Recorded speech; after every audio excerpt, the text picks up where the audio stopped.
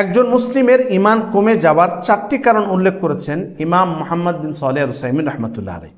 তিনি বলেন যে এই 4টি কারণ যদি কোনো ব্যক্তির মধ্যে পাওয়া যায় তাহলে সেই ব্যক্তির ইমান কমে যাবে। প্রথম হচ্ছে আল্লাহ তাআলার সিফাত সম্পর্কে অজ্ঞতা।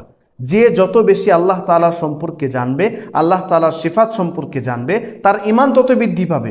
আর এগুলো সম্পর্কে যার জ্ঞান যত কম হবে তার ইমানও কমে যাবে। দ্বিতীয় হচ্ছে আল্লাহ তাআলার এই সৃষ্টি জগৎ নিয়ে ভাবনা চিন্তা না করা, গবেষণা না করা।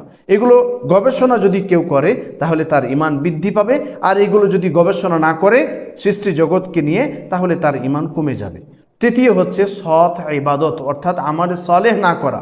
আমালে সলেহ যদি আপনার বেশি হয় তাহলে ইনশাআল্লাহ আপনার ইমান বৃদ্ধি পাবে, আর যত বেশি কমে আসবে তত আপনার ইমান কমে যাবে। চতুর্থ হচ্ছে গুনাহের সাথে যুক্ত হওয়া, কারণ মানুষ যত বেশি গুনাহের সাথে যুক্ত হয় তার ইমানও তত কমতে থাকে।